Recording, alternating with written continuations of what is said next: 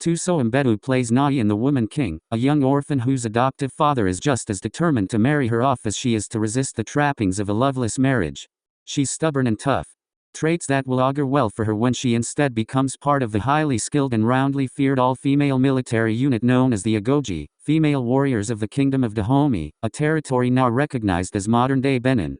It's the type of story Mbedu has always wanted to tell as an actor. It's the reason she's in the business. When you sit at home watching a show as a child, unless it's a story that is specifically about race, you're not supporting something because it's only black people, Mbedu told ABC News. You're just supporting a story that moves you. And so, you grow up wanting to create stories that can move people and have an impact. And that's why I'm in this industry, to use drama and art as a tool for social change. Born and raised in South Africa, Mbedu knew that one day she wanted to share her considerable talents on a global stage, and that would mean going to Hollywood.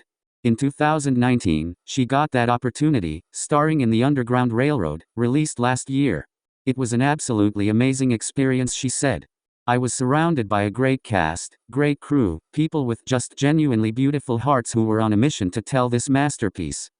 With The Woman King, Mbedu said she was brought on early enough in the project to witness just how hard director Gina Prince-Bythewood and Oscar-winning actor and producer Viola Davis had to work for the movie to even see the light of day.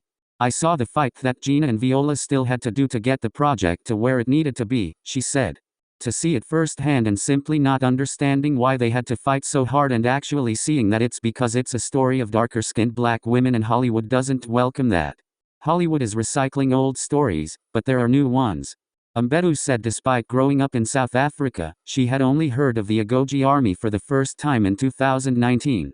But we're seeing stories, such as, your Troys, your Gladiators, even stories of the Greek Amazon, which are actually based on the real Agojie army. Time and time again, we consume those as if they were true when they weren't necessarily true.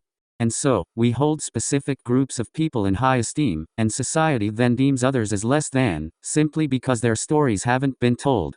She said at one point she truly believed she could do anything until the industry told her otherwise. She's hoping The Woman King will open doors for many. There are filmmakers who want to tell specific stories, but up until now, it's considered a risk. The Woman King is very needed. It's necessary. And there are thousands of stories like this on the continent, and some of them are true and some of them are fictional. Right now, if we're being honest, we're in a space where Hollywood is recycling stories. There's reboots of this, that and the other, as if there aren't stories to tell. There's a plethora, there's a lot of beautiful stories to tell all over the world. It's just that people have to care enough to invest in them. The film has attracted controversy mostly from people who haven't seen it. The Woman King has been accused by some of historical revisionism, particularly in how it depicts the transatlantic slave trade. This is a creative narrative, Mbedu said. We have not pretended it's a documentary. It's inspired by people who lived in real life. And Gina speaks about the fact that there are many kingdoms who had their own parts in the story of slavery. And the story that we're telling is about the Agojie female army that existed in real life. But within that, in the story of enslaving people, not everybody was for it. And so, there's the good, the bad, and the ugly, and we, in the film, cover all of it. We don't pretend it didn't happen. We don't gloss over it. It's worth noting that in the research phase, the filmmakers worked extensively with Princeton historian, economist and Beninese scholar Leonard Wanchikan, who has spent his life teaching and writing about West Africa.